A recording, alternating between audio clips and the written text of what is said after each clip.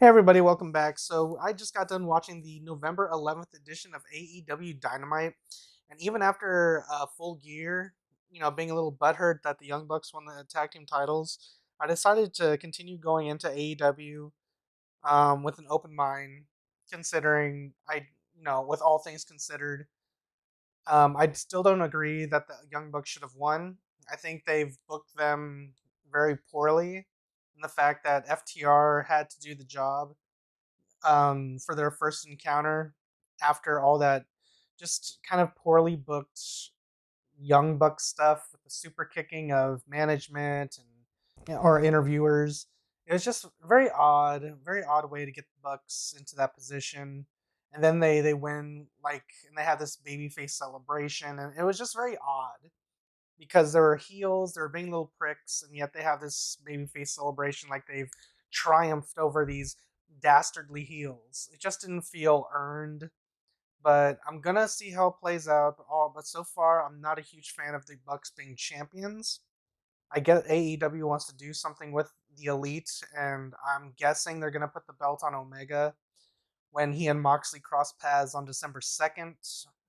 But that being said, I did turn on Dynamite. I was expecting a solid show, and that's pretty much what it was. I actually found it very entertaining. Before I go into my notes, the biggest takeaway there's they debuted this one girl. Her name was, I think I wrote it down. It was Jade something. My name is Jade Cargill. She interrupted Cody's segment. I got to remember what he was talking about. Let me look it up. So Cody congratulated Darby Allin, and he was interrupted by Jade, and she was basically laying into him. And I was kind of shocked. I was like, "Who the hell is this? And why is Cody taking this shit from this lady?" So basically, she was there to say that she's tired of sitting in the sidelines, and there ain't nothing big about Cody. Obviously, a sexual joke. There is nothing giant about you. And she says she's here to represent, or she was there to introduce someone who is big enough. And she basically said, or hinted, no, she said Shaq's name. So I'm assuming TNT has some sort of deal with Shaquille O'Neal, and they want to have him and Cody do something because Cody has a show on TNT too. So I assume the network is like forcing them to collaborate and do some sort of angle, on wrestling, to kind of bring three worlds together. I was not a fan of this angle. The girl just running Cody through the mud with this verbal assault was very strange. And I'm the total package, baby. And I get Cody was supposed to be the babyface and just kind of letting the heel do her thing, but it just got to the point where I was like, okay, this is just this is just bad. And then it didn't get much better once Brandy, like clockwork, appeared. She laid into Jade, and it felt like something off of BET, like some sort of um, a reality TV show. It just felt very strange, and it was very awkward to watch. And I was like, oh boy, I assume this is going to lead to Jade versus Brandy at some point. But yeah, the whole segment was just off, and I don't know why. That's the biggest takeaway for me. It was just very strange, and I'm kind of dreading where they take this story. But outside of that, I thought the show was pretty good. We have Taz, Team Taz setting up Ricky Starks versus Darby Allin for the TNT title. That should be a feud that I'm actually looking forward to. And I recently discovered him being put through a table on Raw by Ryback years ago. I did not even remember that. But yeah, before they were stars, right? Okay, Brian Cage versus Matt Sydal opened the show. It was okay. Cage hits an impressive trapped arm belly to belly. There's a point in the match where Cage shows off how strong he is when he catches Sydal off the top rope. He was like doing some sort of dive, and he catches him into the front suplex. You know what I'm talking about? And then he just hits the drill claw and 1, 2, 3. It's very rare you see like those displays of like raw power on wrestling nowadays. I'm not sure if that's because no one can do it or if they're just like that's not something that's impressive anymore. I thought it was impressive as hell because Brian Cage isn't exactly big. He's like big, but he's short. He's not short, but he's not as tall as you would think. But still a big guy and able to catch someone who's jumping off the top rope at that speed and able to catch him literally perfectly and hold him up and reposition and drop him with a drill claw. That was amazing. That was probably the best thing. Brian Cage won me over with that, and I was just kind of like on the fence with him. He's probably done this before, but you know everything kind of blurs together. But if they're really starting to like build these characters, this is a solid start. Not gonna lie. Moxley had a fire promo as the AEW champion. He makes note of beating Omega once already, and he wants to do it again. He basically says if anyone can beat Omega twice, it's him. And they announced that on December 2nd that Moxley versus Omega will meet for the AEW title. My guess is they're going to put the belt on Omega. I don't know if that's going to be Omega's turn, as in he's going to turn heel and be the heel cleaner.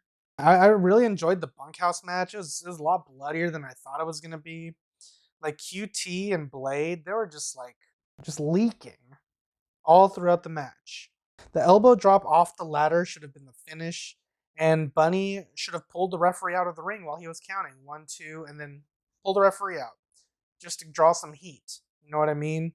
But instead, we got a kick out, and then the match got sloppy. And I don't know if that was just the fatigue or the amount of blood loss. And then the Natural Nightmares win. They win. I was shocked. I mean, that's good for QT because he kind of won me over in this match too. But I'm just like, Butcher and Blade need a win. They recently got Bunny back. They needed some sort of dirty win here. I mean, Bunny took a bump through a table that was not caught on camera. And then we have MJF's Inner Circle induction ceremony, which Sammy did not show up for. And MJF basically celebrates Jericho's birthday, kissing up to him and surprising everybody with tickets to Vegas, which they're going on next week. And as entertaining as the musical segment was, I have to say I'm not looking forward to this Las Vegas segment because I do enjoy some comedy in wrestling. I feel like AEW is using comedy as a crutch at this point. Because if they literally go to Vegas and have some sort of like another musical, I don't know what I'm gonna do. But I'm crossing my fingers that it'll be some sort of angle where Sammy breaks away from the inner circle because he's not buying into MJF's crap like Chris Jericho is. Because I thought the story was gonna be Jericho and MJF feuding over the leadership of this inner circle. Now that could still come into play later, but it's not the initial story right now. The initial story right now is Sammy's sick of this shit. So I'm very intrigued on where they take the story. And that's something that, I didn't think I was going to be interested in. But I'm intrigued. Not going to lie. I want to see what happens next. Alex Marvez interviews the Young Bucks, who are the new tag team champions. Next week, they want to defend the titles against Top Flight. Never heard of that team before. It'll probably be a good match or a spot fest, whatever. Shawn Spears versus Scorpio Sky was actually kind of one of my sleeper hits of the night because it felt very old school of an old school heel versus face match in the finish with the heel manager coming into play with his assistance and distraction. It just felt very old school, kind of reminded me of William Regal a little bit. The match was fine. I like the detail of Tully stalking Scorpio on the outside. It was almost looked like he was about to do something, but Scorpio rolled back in. Like it was just like it was not focused on, but it was subtle, just enough in the corner of the camera's eye Like the little detail of that, Tully knows how to play his role as a heel manager. I think Tully's great. I just hope that he is able to kind of coach these guys to kind of show them where they need to be and how to play their roles better. Because these legends that AEW has in their employ should be helping creating the roster and making them better.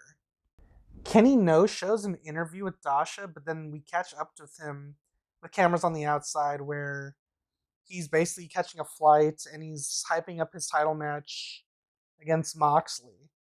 And, he said he wants to assume the role of the cleaner again. He acknowledges the criticisms that people have had when he came from Japan over to the States.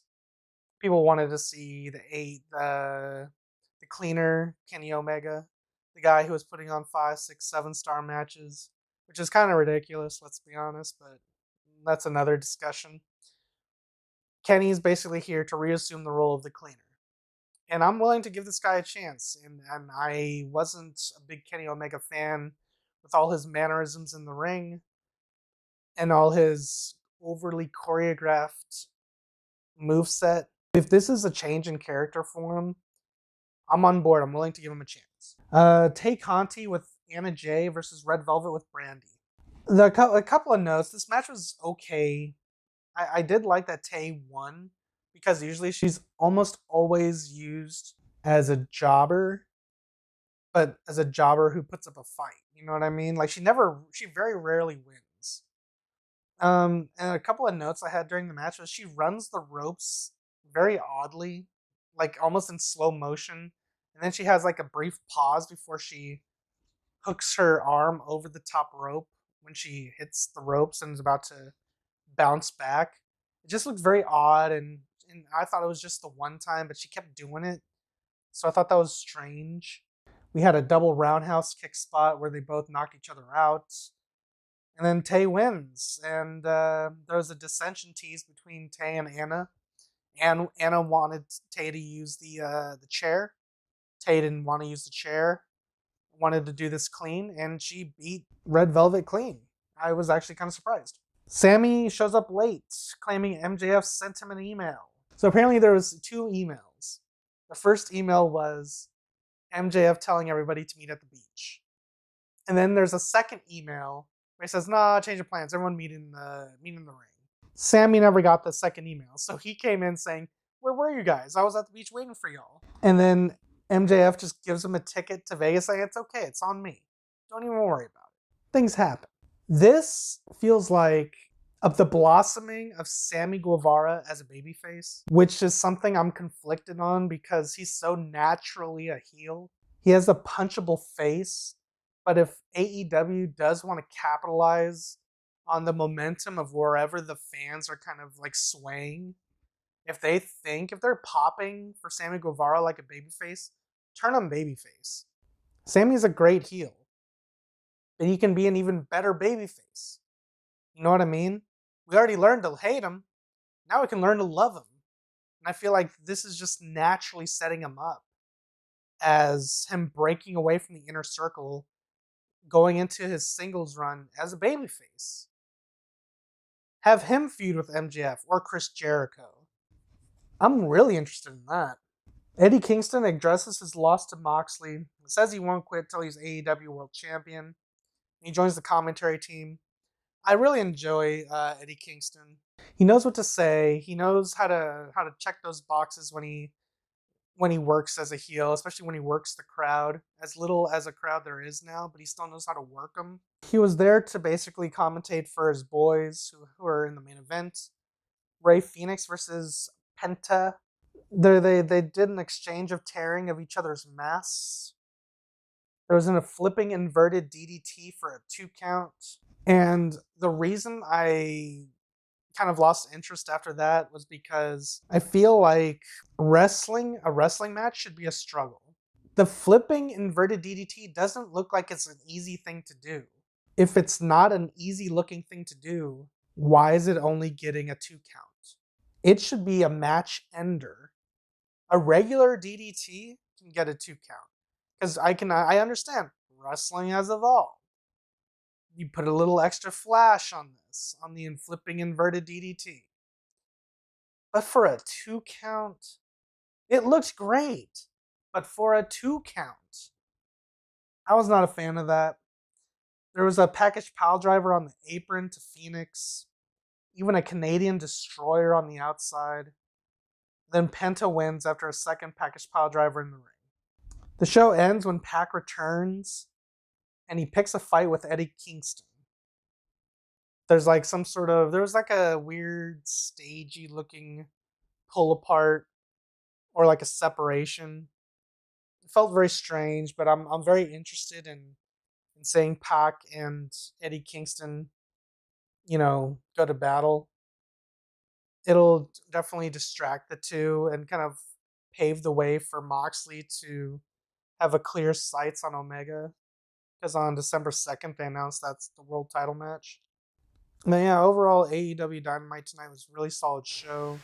Very entertaining. There's some points of it that kind of reminded me of the Attitude Era, glorious times in wrestling. But yeah, let me know what you guys thought about AEW Dynamite in the comments down below. Like what I had to say, be sure to like, comment, share, and subscribe. I'm gonna get out of here, and I'll talk to you guys later. Alright, guys. See ya.